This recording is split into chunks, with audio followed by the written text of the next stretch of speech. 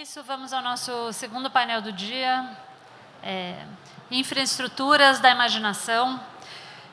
Eu queria chamar ao palco, em primeiro lugar, Yoanna Okwesa.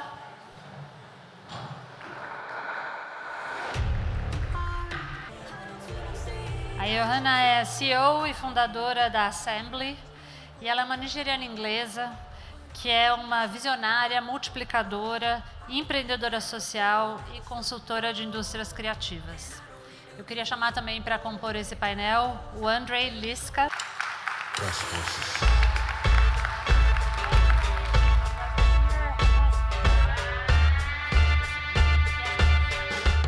O Ondřej é tcheco, cientista político, conselheiro para a justiça social e sustentabilidade e participação civil e é diretor regional europeu da Pórticos. So, welcome. I'll address you in English so we can have a conversation in English. Yes, so welcome. Thank you for being here. I would like to start, I think we're going through a moment where we have at the same time an emergency, a calling for the philanthropic world to address specific issues. At the same time, we see organizations, institutions, philanthropies revising their strategies very often. I understand that it's a response to how the world is changing so often, but it also impacts the ecosystem a lot. So I would like us to start this conversation. So when we're talking about infrastructure of the imagination and the philanthropic world, at the end of the day, are we talking only about funds? Are we talking about portfolios? Are we talking about a vision? What are we talking about? And Yoanna, I'll start with you, please. Hello. Hi. Bom dia a todos. Oh, thank you. That took me a long time to practice. So I first want to just give gratitude to this platform for having me, and also gratitude for the opportunity to speak about the work that I do, specifically with the Emerging Futures Fund, which is a fund by the Joseph Rowntree Foundation. I'm the associate director, but most importantly, I see my role as a steward. And I think when we talk about imagination and infrastructure, for us, emerging futures is very much informed by the imagination. And it's this idea that the same way in which we have infrastructure around healthcare or infrastructure around education, there is also a need for infrastructure around the imagination, both materially and socially. And so one of the ways in which we support imagination infrastructure, or collective imagination is what we like to call it, is through directing resources. And it's about identifying organizations and people who are actively building the future in the present. And that sounds quite intangible, like what does that mean? But actually, all around us, every single day, there are people who are being very brave and who are reimagining what life could be like, reimagining our relationship with nature, with ecology. What does it mean to center healing in justice? What does it mean to repair? And so for us, it's about seeing ourselves as a field builder. And another way in which we support this imagination infrastructure work is through thinking about what are the spaces that are needed to really cultivate imagination. Jeff Morgan, someone that we do really respect in this space as an academician and a scholar, he talks about the fact that institutions seem to have lack of capacity to really support expansiveness in imagination. And so in that sense, you kind of feel like there is a crisis of imagination. People aren't able to imagine better futures because they're so stuck in the present. And I think you mentioned earlier, there is this idea of being very reactive to our issues and our challenges. But I think for me, beyond just thinking about it as a crisis, or thinking like we actually don't have the capacity to imagine. I think we actually do. And I think it's a question of whose imagination are we living in. And if anyone's aware of Adrienne Marie Brown, who wrote the book Emergent Strategy, she talks about this idea of like, whose imagination are we living in? And then for me, it becomes a question of power. And so what we find is that philanthropy has become this very powerful tool in dictating how people are able to reimagine social development or justice in their communities. And so my thing is always about who are we seeing, what are we seeing, why are we seeing this? And so with the work that we do with our partners, they're really trying to challenge and really be very generative in how they are approaching imagination in their communities. And so I think one of the questions that we're constantly thinking about is how do we start to give space to multiple ideas, multiple visions, alternative ways of knowing, alternative ways of being to start to give birth to the type of future that we all long for. Another really interesting avenue in which we've also explored imagination infrastructure is working with individuals who are, you can call them, marginalized. They're really at the edges of social development and community work. But they are really trying to explore, like, what are the deep mindset shifts that we need to take. I don't know if in Brazil you have the saying, to kill two birds with one stone. But yeah, we have it, and we use it a lot, but it's quite violent, like it's quite aggressive. And so one of the visionaries that we work with, one day we were talking, and he said, to feed two birds with one scone. And that just changed like a complete different framing. It's like, why is our language so inherently violent and aggressive to talk about problem solving? And so just that example is just another way of how little changes can be made in how we think, how we talk, how we interact. And this is something that a lot of our partners and the ecosystem that we're part of, we're constantly thinking about through our work. So I'll just pause there, but that's, summary of what we do. Thank you very much. What you said, I fully agree. It's so easy to lose hope when you look at the state of the world. And many people do actually lose hope because it's so hard to imagine a different world right now. So it feels like there is one singular future. It's all about technology becoming even better, more powerful, solving issues that we haven't been able to solve on our own behalf.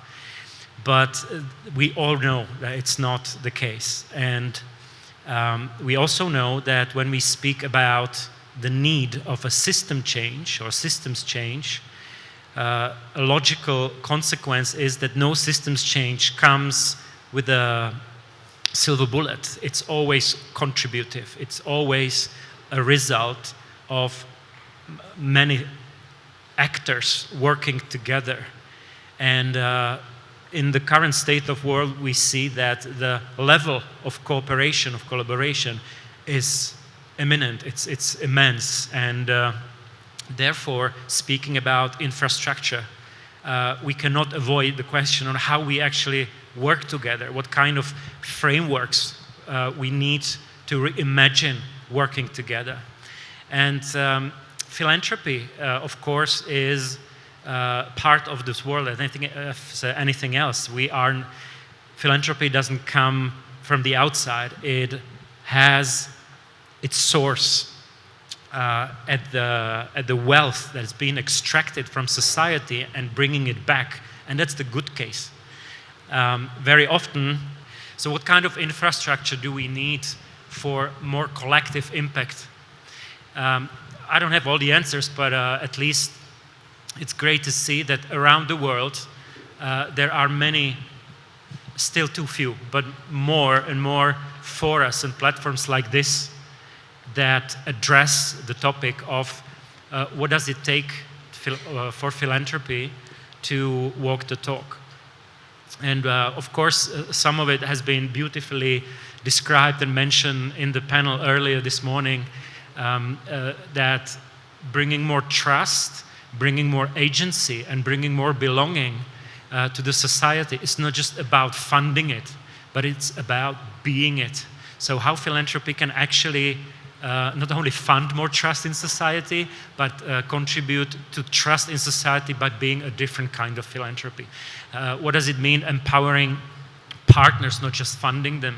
And all these kind of questions that circle back to the question of power and how we as a philanthropy professionals or philanthropists can practice it. And so one of the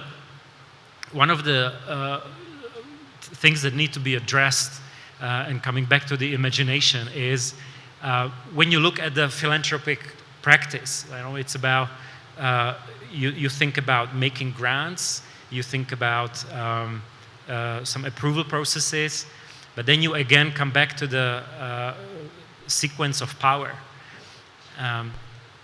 What can we do to engage not only with partners, but also among ourselves as those who are philanthropy practitioners or philanthropists or wealth owners, to bring and fund more bold, more daring, a more risky, probably, but also more creative way of philanthropy. And this is something what you mentioned in the beginning of your contribution, is that is the question of turning the tide of the dystopian thinking. When you look at the movies or the popular culture, how much dystopian narratives have taken place of our imagination. Thank you very much for such strong opening addresses. You both talked about both the conceptual aspect of the mentality behind the philanthropic world and also about the processes. And I think that in this room we are interested in both. But I would like to start with more the conceptual. And there is a quote talking about dystopia. There is a quote attributed to Elon Musk that he says that philanthropic money is preschool money. That is the tech money, the money that's going to shape the world from now on. So we're talking about so you mentioned coordination. So how much is this money actually shaping the world, shaping what is urgent? And is this money supposed to do so? So who's entitled to actually say, this is the issues that demand funding, these are the pressing issues of our times? Who's entitled to make that call? Who has the money? Who is going through the experiences? Who is the legit actor to say that? At the same time, we are watching in many countries around the world a certain backlash that you've mentioned as well, related to all the diversity and inclusion agenda. And I'm sure this will arrive in Brazil at some time. So how can we address this as well? Because for a long period, the philanthropic funds were kind of scared or trying to be away from the more political pressing issues. So how do we prevent that from happening or even respond to that scenario? So just a caveat, I consider myself a bit of an outsider. I recently just worked in philanthropy, but I guess my attraction to the current work that I'm stewarding is this idea that anyone who is facing these issues that are all interconnected, it should really start with them. They are the experts of their own lives. They are the experts of their communities. And so I'm not sure if the question is who's entitled to make a decision on how resourcing is spent. And I think that it is a privilege to be, stewards of wealth or wealth hoarders. And I think if you go back to the original definition of philanthropy, it's humanity. And for me, if we're centering humanity in our decisions and we're centering humanity in how we resource people, I think we would see a lot more change. I also don't think that philanthropic capital is the only tool. I think it's one of the tools in which we can start to see the kind of transformation or start to imagine the kind of futures that we need to be in. And I think just to touch on something that you mentioned around this being something that is already within us, I think oftentimes we try to separate ourselves from the crisis or the issues, but actually a lot of these skills and a lot of these values are innate. I think Bayo Akamalafe says this something, he says, like, how do we start to like bring back exiled capacities? So things that have always been innate and within us, and that's whatever sector that you're in. And if you find yourself to be a leader, I think it's something that it cuts across. I don't even think it's a philanthropic issue. And so some of the work that we're interested in is how do we start to develop capacities for leaders, no matter where your sector is, in how you are resourcing and how you are stewarding wealth, no matter your sector. And I think that's something that also needs to be talked about even in government spaces, because there's no point in us funding people who are trying to imagine futures if they still come up with the same barriers, because the work will not stick. It will always be this nice project, or, you know, we invite you to come and speak about your nice arts project, but it never really becomes part of the system change that we're looking for. So I think there's something about how do we explore the skills and the capacities that we need as we're in between worlds, because we are in a in-between time.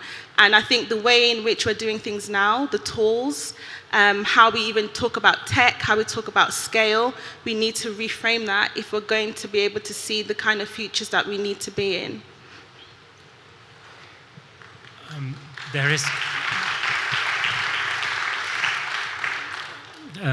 Thanks, Yoanna. I very much agree with what you said. And there is, to my mind, to my understanding, there are three types of value that philanthropy can bring. One is very obvious. That is the wealth, that's the funding, that's the grants, that's the money being wired from one account to the other, empowering and allowing people to advocate for their cause.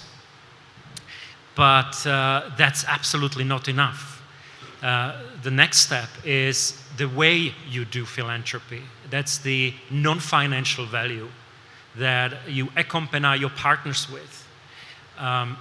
To what extent you give your partners the time to listen to the extent you invite them to co-design or fully design the action that is then funded. It takes a lot of time, and it takes even more money and more resources to act like that. So it doesn't come as something invisible and nice to have. You have to be intentional about it, and there are many ways how to do it in a wrong way. And the third level is the ecosystem role of each of us in the philanthropy landscape. That is the way we share our practices with each other, the way we show them, the way we are transparent to each other, to what extent we share our failures with others. And we all together create a picture, an image of what philanthropy can be and what it is. And the bolder we are, the more visible we are, there will be a backlash. There is already now, as I mentioned earlier. So it would be very naive to think that philanthropy can stay completely apolitical, because everything that people do once they stand up for themselves is political.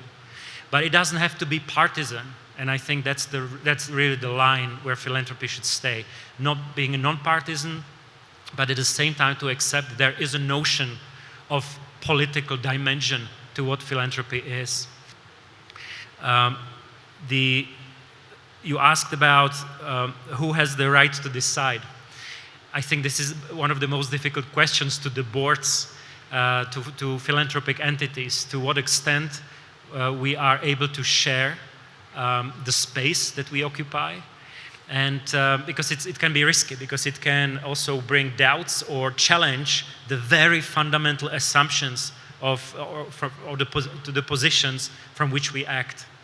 And I'd like to say, some may even feel anxious about it. Like, Porticus, the philanthropic entity that I work for as a regional director for Europe, and also my wonderful colleague Ana Nascimento, who's the regional director for Porticus Latin America.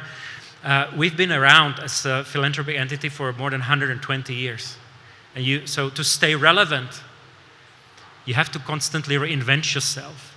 And many organizations fall into a trap of constant re-strategization or almost a strategic paralysis, constantly changing, or every other year changing the strategic plans whatsoever.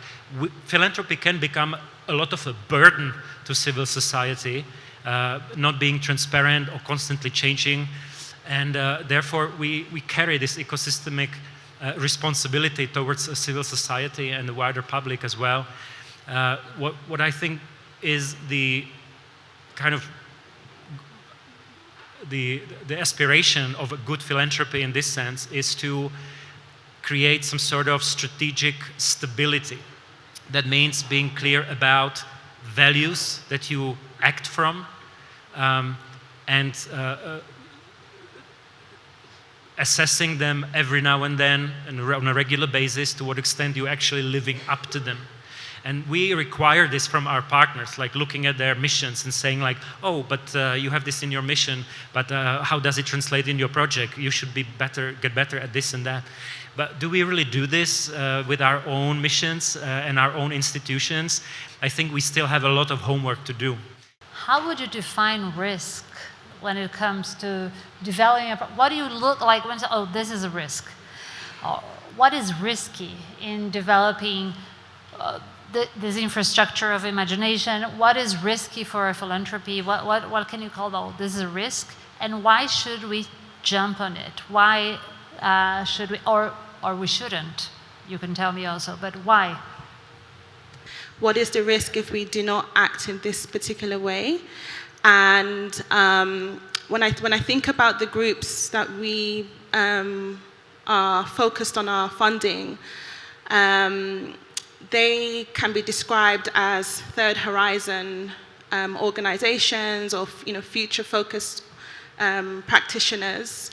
And if you, in the UK context, they are probably the least funded, and they have to be very clever in how they morph and how they represent their work in order to get any kind of funding in comparison to calling themselves social impact organizations or organizations who are focused on single issues. And so for us, is we try our best to, so we had to do a mapping to kind of produce knowledge about a space that is still, trying to figure itself out, and people are still trying to understand what it is that they do. And if you're familiar with the Bill Sharp's 3 Horizon framework, so Horizon 1 is business as usual, and we're kind of in it. And then Horizon 2 is innovation, tinkering, trying to make things better.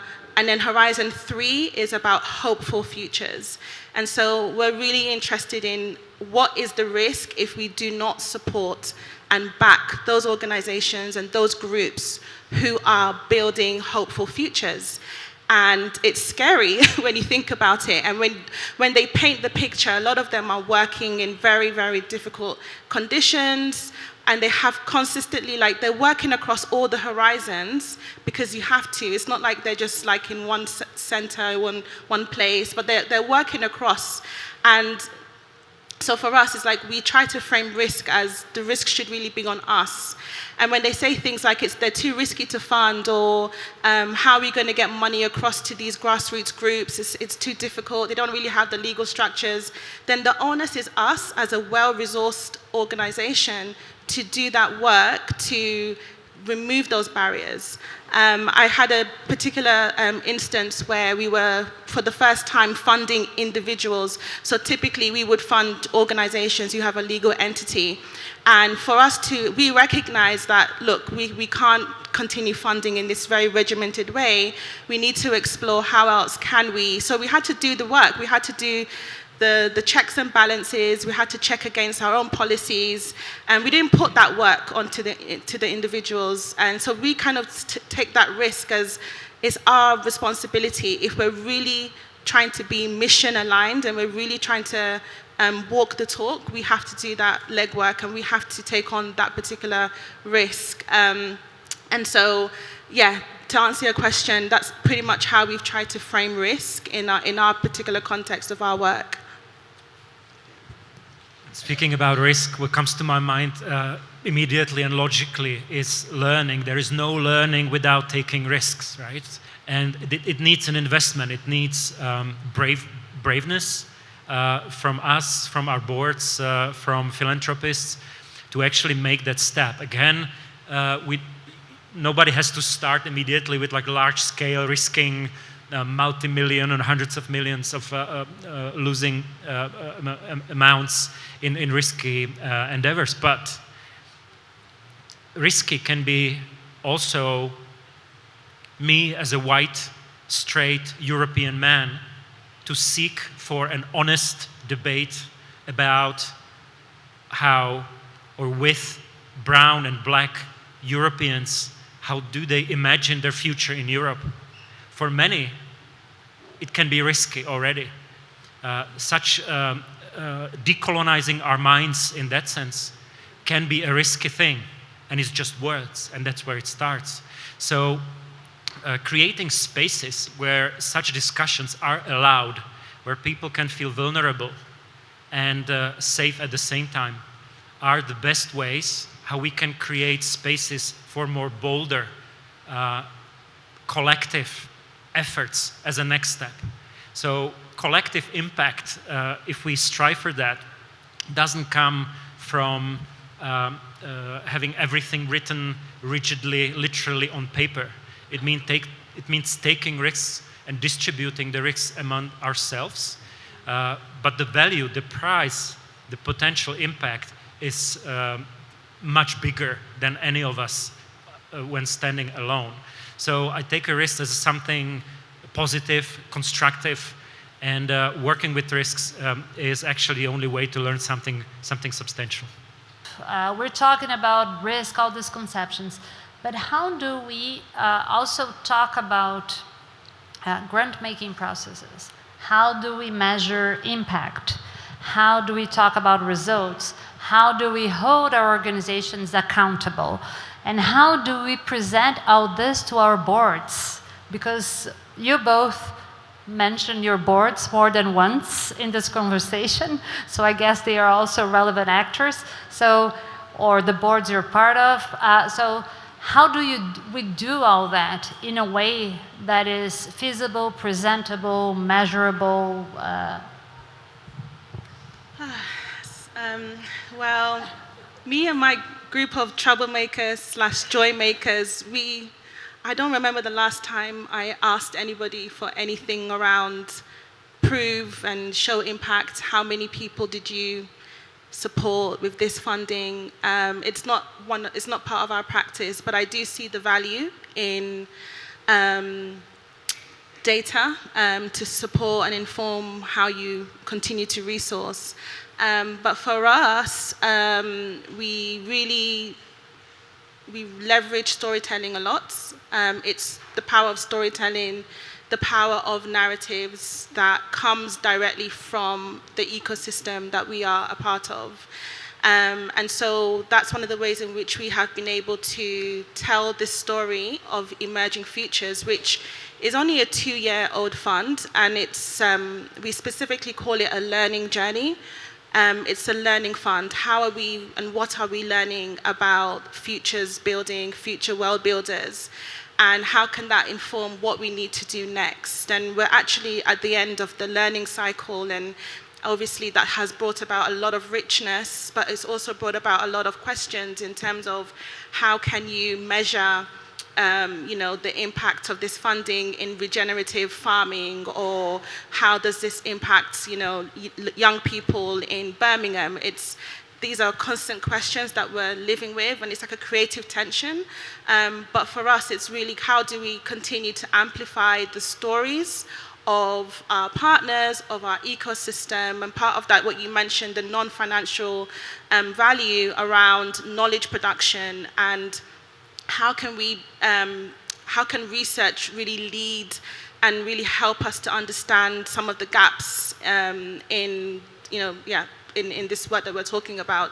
So I think for us, it's really about leveraging stories, the power of narrative, and in some instances, data is important, especially to show us what is the risk if we do not continue to fund this space or continue to be a field builder in this space. But I think most importantly, we've always kind of taken the posture of learning alongside our partners and co-manifesting, like, what does it mean to even be a practitioner on the other side? Because we're also part of this. Like, we're not living in like the best scenarios as well. You know, we're also like living in this crisis, and what can we learn from each other? Like you mentioned, it's reciprocal. It's not just about the partners or who we're funding, but it's almost like what kind of organizations or what kind of institution do we want to reimagine? And it's difficult because, like, Joseph Rowntree, for example, is 100 years old next year, and even within the organization, we do come across challenges in like the status quo, how things are being done, and then you have the emerging futures team who are very experimental and that lot over there. But then we've been able to find a way of sharing what we're learning and showing how it can apply to policy and insight, and how can it apply to communications, and just really like rethinking our particular position as a field builder, not necessarily as a grant maker. And I think that was a very powerful changing in how we saw ourselves, not as somebody who just signs checks, but actually we are part of this field building and we're in it with you as well. Yeah. Thank you. I think our responsibility in philanthropy, when we seek systemic or social change on a large scale, we have a whole toolbox, right? And this box is big. There are instruments where absolutely evidence has its place, rigorous analysis, but at the same time, we all understand that some nuanced changes that are absolutely critical to the change cannot be even described by analytical language or with analytical language. So when I hire new team members for my team, and I want them to be good at what they do as program managers or analysts, I not only ask them whether they are Excel ninjas and are able to read hundreds of pages within a day, but also I ask them as well whether they read poetry and whether they write poetry and what was the last novel they read, and then investigate what is their dispositive, as Michel Foucault said, like where can you reach when you want to express yourself, what tools you can reach out to. And practically speaking, it means also telling your partners what you expect from them very transparently, saying if you give them a grant, you definitely don't expect them to spend any significant amount of their time and money to write a report back to you that will please you, right? That's not money well spent. What you seek is to have an honest conversation about what they found challenging or where they failed. But it sounds easy, but the power relation is still there. Whatever you say, it will be said from your position, from the place of your privilege. And therefore, being very intentional, comforting, creative in terms of creating space for partners to where you become very accessible is absolutely key for you to learn, for everyone to learn.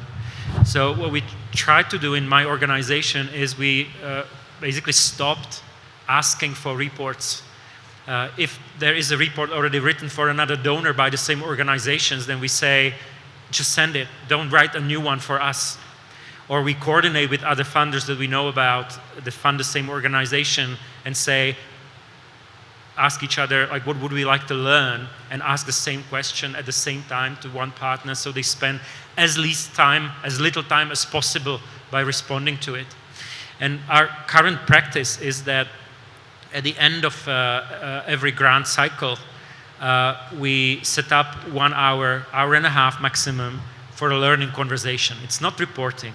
It's not saying what you have achieved or asking whether you met all the KPIs, but what did you learn? Like, what are you able to share with us? Because we want to learn with you.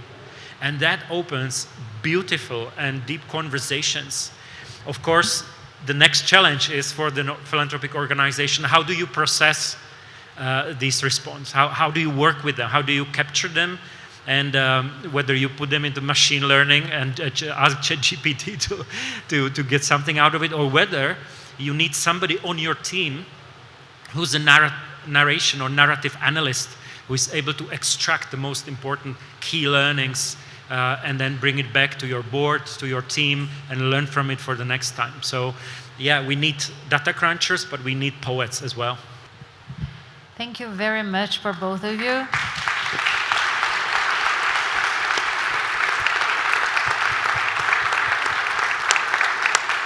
It was wonderful that we could finish the morning with such a conversation that could connect great concepts to practices, and I think there's what we learn here is there's a lot to be done.